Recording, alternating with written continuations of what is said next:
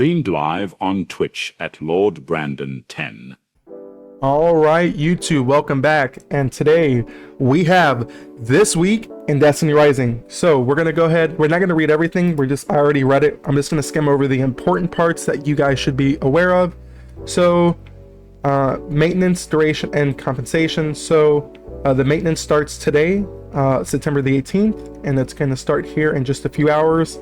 It's estimated to take up to 4 hours.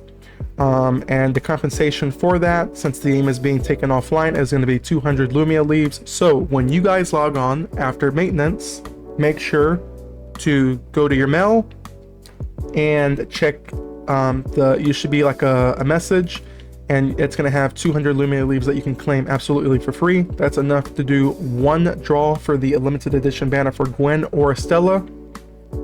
Now, going down, we have the new Eclipse information. So let's go over that. Event intro, the limited time Gauntlet Onslaught event Eclipse starts, bringing with it even more difficult mechanics from a fire team of 6 and take on the challenge and claim tons of rewards. This event is divided into 2 phases, as we covered in yesterday's video. The first phase is going to be the leaderboard rush that takes place from the 19th all the way to the 22nd. And it says here, difficulty is higher during the leaderboard rush phase. Lightbearers can receive rewards, including exotic weapon choice engrams. And these weapon choice engrams, guys, this is the actual exotic raid exclusive weapons. So the Mahamayuri, the Gallows, Octant Riot Disperser, you have the ability to choose which one of those 3 you want to get, even if you already have them and you need a copy for the catalyst. This is what this is here, and this is guaranteed if you beat it during the leaderboard rush phase. So highly recommend you guys get in there and get that done. And as I said in yesterday's video when we covered this, I will be doing raid helps on my Twitch literally the entire 2 days that this, or the entire 3 days that we have this here for. So please make sure you go to the description, check the description box, come over to Twitch, drop a follow. We are doing helps all day long. Do not miss out on this opportunity. Furthermore, it goes on to say weapon shaders and more. And of course, if you're top 30 on the leaderboard, you will get the ghost. Fire team whose best clears for the 3 stages rank in the top 100 will also receive a special reward, including a dynamic emblem and an exotic ghost shell. Additionally, the first fire team to clear all 3 stages will receive a limited edition emblem. Lightbearers must clear, and they highlight this in orange, Lightbearers must clear the 3 stages in the same fire team to have their results counted towards the leaderboards. So with that, we're going to go down. This is the results display phase. This is the event that takes place after on the 22nd. This is the second phase. During the results display phase, the difficulty will be lowered. Lightbearers who haven't yet cleared can attempt the activity and claim first clear rewards. Now, for those of you who have not met the requirements to get into the raid, they are going to be giving you guys a special event to hop into the game right now and to level up extremely quick, so that way you guys can get in there and get in on that day 1 action. And it is called the Ascending Lights. And so essentially it states here, or after the maintenance, which is today, this event's going to take place till October 2nd. And new lights can take part in this event to quickly raise their team level and unlock more activities and features. During this event, Lightbearers under team level 65 can complete daily challenges to earn team XP and quickly level. So please guys, if you are under 65, please make sure you guys are taking advantage of this. You will not be able to get into the raid unless you do this. So please make sure you guys are leveled up. Power level for this is recommended at 55k. So if you need help, just make sure you join our Discord. We have tons of people doing tons of runs for everyone. You guys have less than 1 day before this raid drops. You want to get in there literally on day 1 to make sure, things are getting cleared. Now going down, we're just going to skim over the optimizations and adjustments. They did reduce the boss difficulty in one of the missions. Revelations, it says. They shortened some fireteam quests. They did add an attack assist. They did add this. So essentially, according to what my chat is telling me, when I asked about this earlier, they said that if someone else in your fire team kills an enemy but you had an assist, it kind of acts as though you helped kill it or you killed it, from what we were able to understand from this. I don't understand what the stacks here mean, the 30% for base combatants and the 20% for elite and stronger combatants. That I don't know. I haven't seen that, or I don't know what that is, so I can't elaborate to what this is here. We had some weapon fixes here. They fixed some of the colors. Going down, we're just gonna go ahead and skim past some of this here. Now, this is where the juicy stuff comes in, guys. Oh, also, they also reduced they reduced exotic machine gun, Heir Apparent, starting ammo, and iron bar. So for all of those people who were using Heir Apparent and the iron bar, thinking you had a lot of ammo, well, guess what? After this reset, you guys are not gonna have a lot of ammo. So sorry about that, guys. Now, activity additions and optimizations. Singularity, improved paraverse abilities, making newly acquired ones take immediate effect. So for those of you who don't know what that is, when you guys open the screen for the Realm of the Nine stuff, and you go into the Chaos screen, you have the ability to purchase rewards or upgrades. Paraverse abilities is what they call them. And those give you different effects, different abilities, bonuses, things like that in the activity, making your farms a lot more efficient, things like that. And so now they're going to be prioritizing those abilities, the newest ones that you bought, to show up in those runs. So that is a great addition to what they're adding here. Calamity Ops, we have, they are approving the score display. I'm not sure what that's going to look like until after the maintenance, but I imagine anything other than what we have now is going to be significantly better. So can't wait to see what that looks like. Also, while we're on the topic of Calamity Ops, please, NetEase, if you're listening, lower the score or lower whatever you have to so it's easy to attain these scores, okay? Please, please. It is so terrible to get to 390 right now. I think it's almost impossible. At least for me, it's impossible. I'm at 67. So please, if you're listening, thank you. Going down, we're gonna skip all the Shadow Sharp stuff. I don't really care for that. The Expanse. Eternity adjusted the time requirements for rewards, so that was fixed as well. Now, new features and system improvements. So I think we have a couple of juicy things in here to go over. First and foremost, starting off with the Acclaim. They reduced the power requirement for characters' gold medal quest. Thanks to one of my guys in the chat, he was able to break this down for us a few weeks ago. In order to get to a gold medal, or in order to get a gold medal, you had to be at 65,000 power level. After, I believe, what was it, last week's reset, you had to be at 64,100 or something like that. And we're guessing, if trends show anything, that after maintenance, it's going to be around 63,000 power that is needed for the gold medal.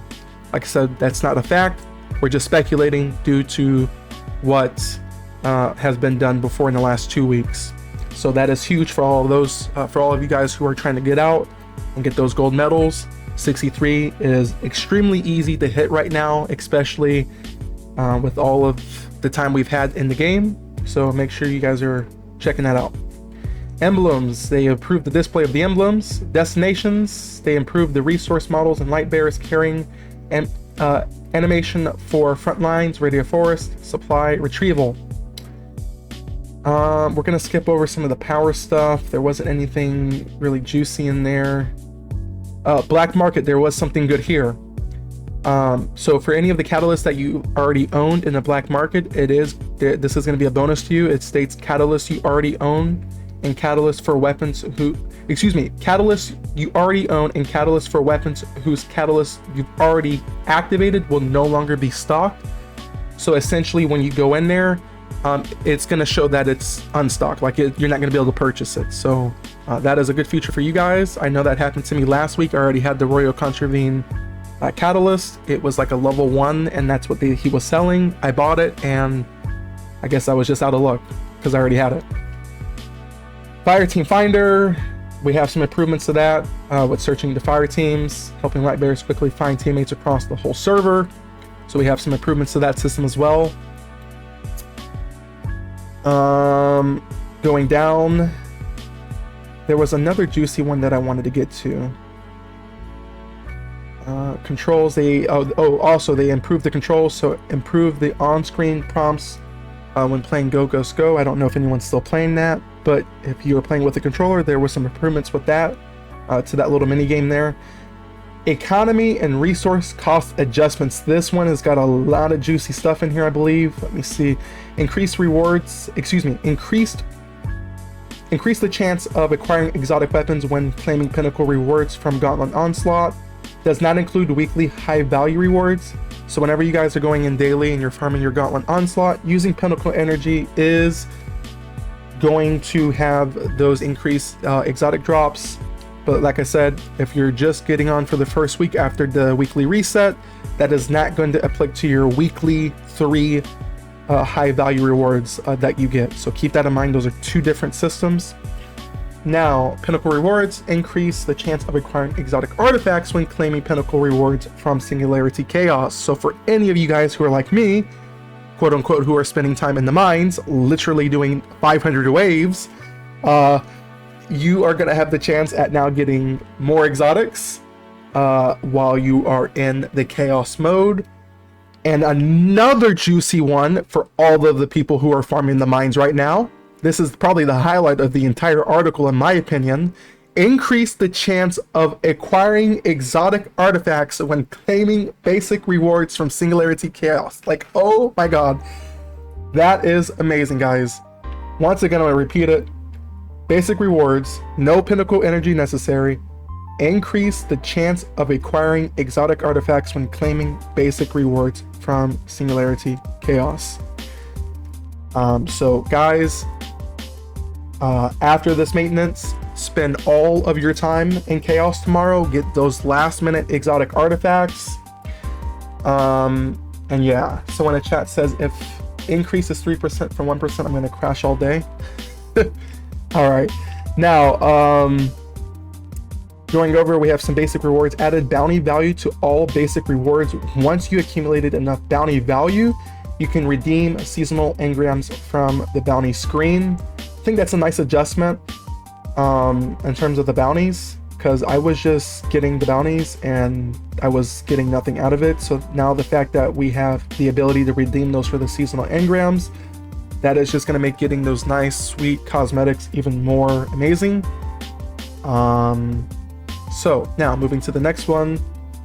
Enhance Easter egg rewards from the frontline. Slightly increased frontline rewards at level 7 and level 8, and added a chance to receive mythic weapon parameters. That is nice. Reward adjustments raise the daily destination reputation cap to 2,000. I know this was a big one that I've heard here and there. For those of you who don't know what happened there, people were farming like public events, they were doing their daily commissions, they were doing their, like their explorables and things like that, and they were reaching the daily destination reputation cap, and I think it was causing people not to be able to get rewards from doing so. So now they have raised the XP cap to 2,000. I'm not sure what it was before, but yeah, it's been raised. Once you unlock the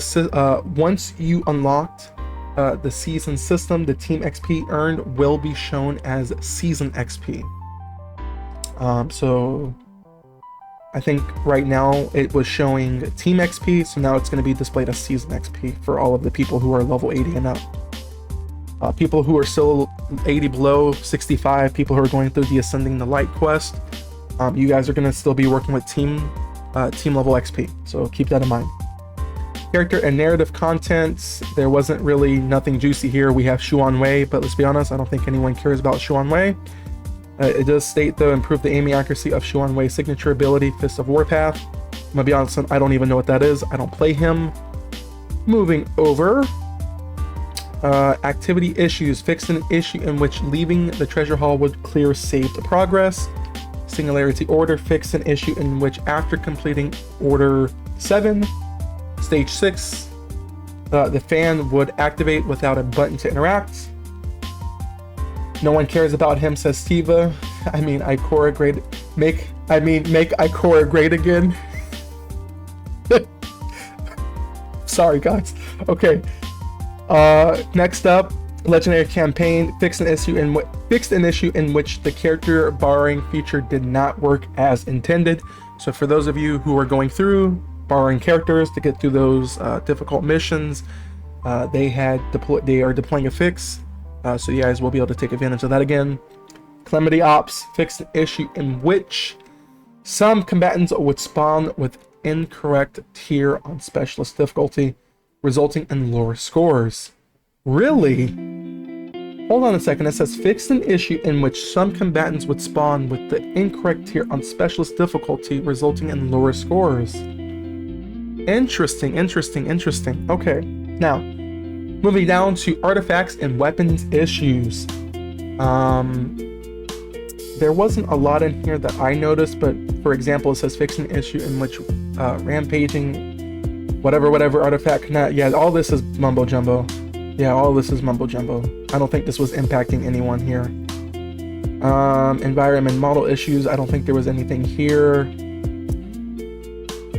Activity screen. So this is the system and feature issues. I don't think there was any issues here. And that's it. So we end off at the very end, and it says here that's all the update details. Thanks for your patience. We will be continuing to collect your feedback and suggestions to keep improving the Destiny Rising experience. May the light be with you, the Destiny Rising team. Guys, that is this week in Destiny Rising.